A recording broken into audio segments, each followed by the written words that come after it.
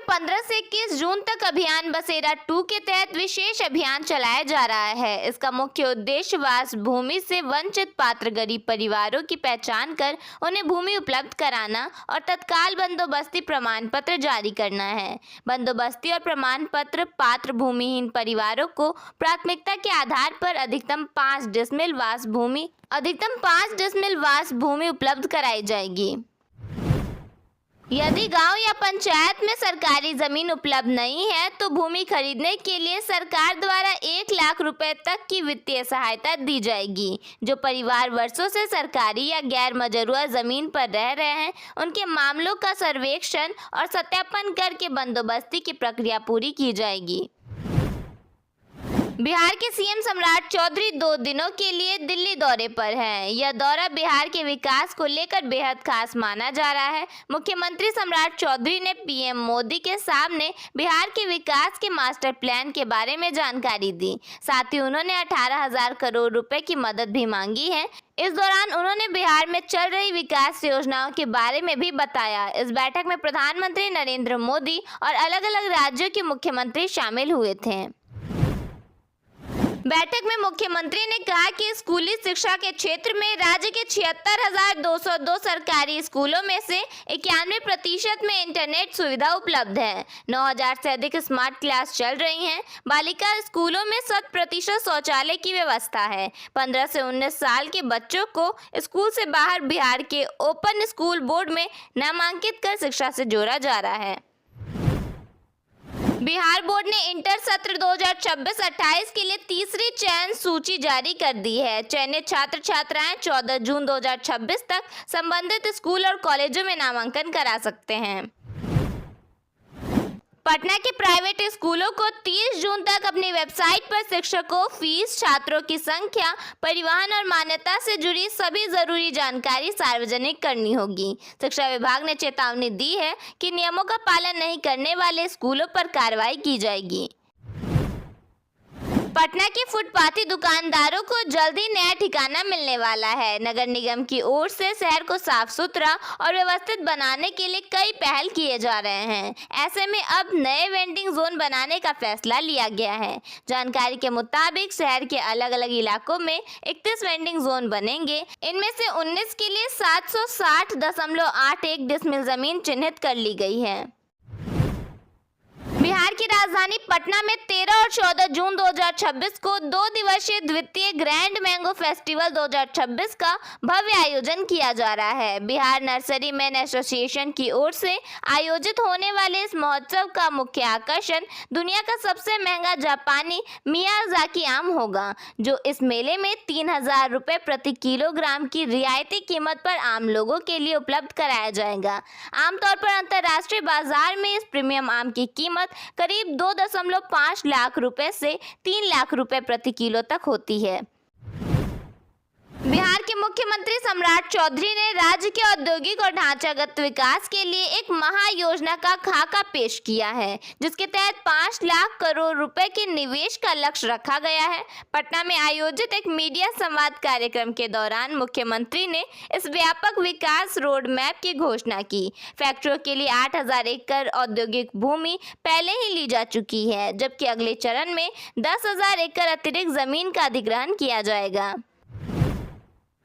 पटना, गया और भागलपुर जैसे बड़े शहरों पर आबादी का बोझ कम करने के लिए राज्य में 11 नए सैटेलाइट और ग्रीनफील्ड टाउनशिप बनाए जा रहे हैं। कृषि आधारित उद्योगों को बढ़ावा देने के लिए राज्य में 5 नए मेगा फूड पार्कों की स्थापना की तैयारी है। मुख्यमंत्री ने दूसरे राज्यों में काम कर रहे बिहार के प्रवासियों और उद्यमियों से घर लौटने तथा राज्य के इस औद्योगिकरण अभियान का हिस्सा बनने की अपील की है।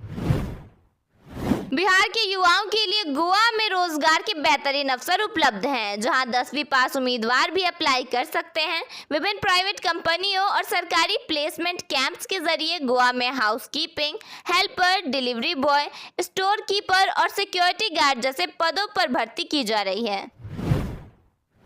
बिहार में पंचायत चुनाव को लेकर तैयारियां तेज कर दी गई हैं। इस बीच दावा आपत्ति की तारीख बढ़ाकर 15 जून कर दी गई है। इस बार का पंचायत चुनाव इसलिए खास माना जा रहा है क्योंकि पहली बार सभी पदों पर ईवीएम से वोटिंग होगी।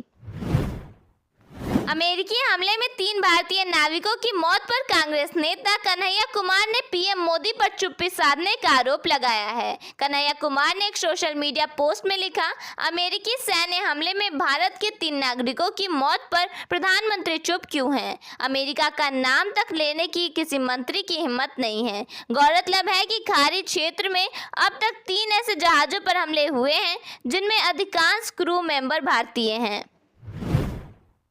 नालंदा जिले के 5 बच्चों के लिए मुख्यमंत्री बाल हृदय योजना उम्मीद की नई किरण बनकर सामने आई है। जन्मजात हृदय रोग से पीड़ित इन बच्चों का अहमदाबाद के श्री सत्य साई हृदय अस्पताल में निःशुल्क ऑपरेशन कराया जाएगा।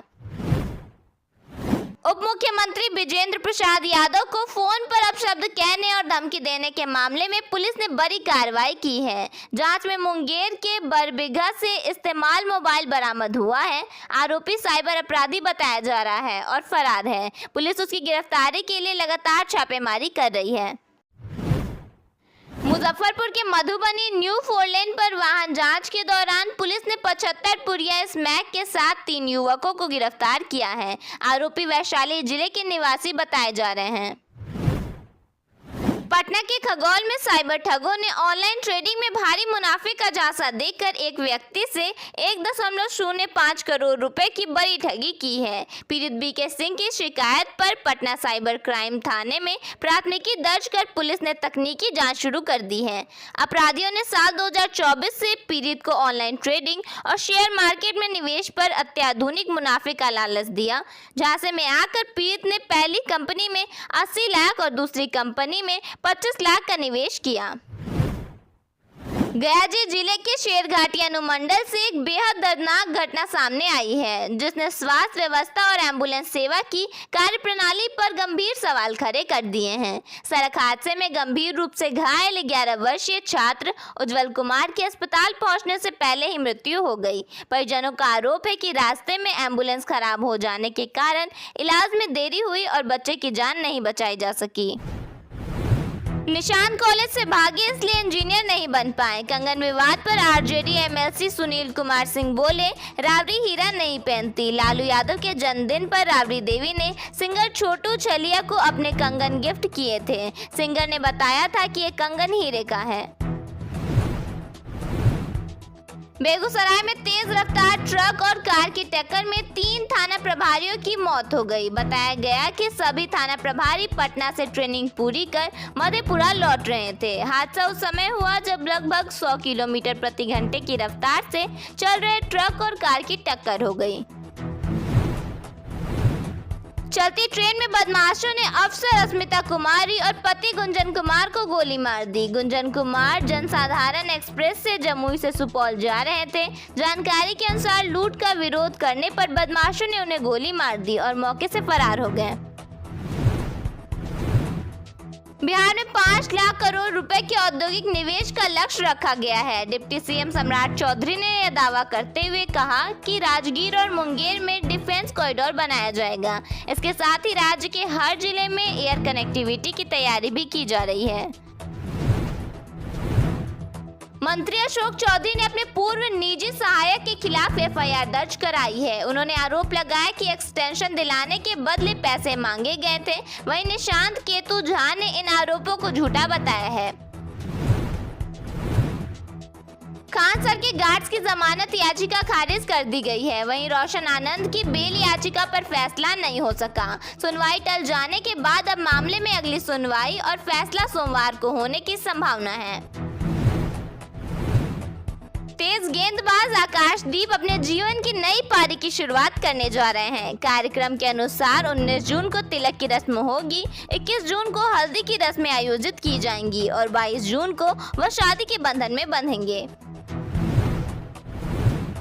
38 जिलों में आज बारिश को लेकर अलर्ट जारी किया गया है। कुछ स्थानों पर तेज बारिश के साथ आंधी चल सकती है। हवा की रफ्तार 50 से 70 किलोमीटर प्रति घंटे तक पहुंच सकती है। अधिकतम तापमान सामान्य से कम रह सकता है, जिससे गर्मी से राहत मिलेगी।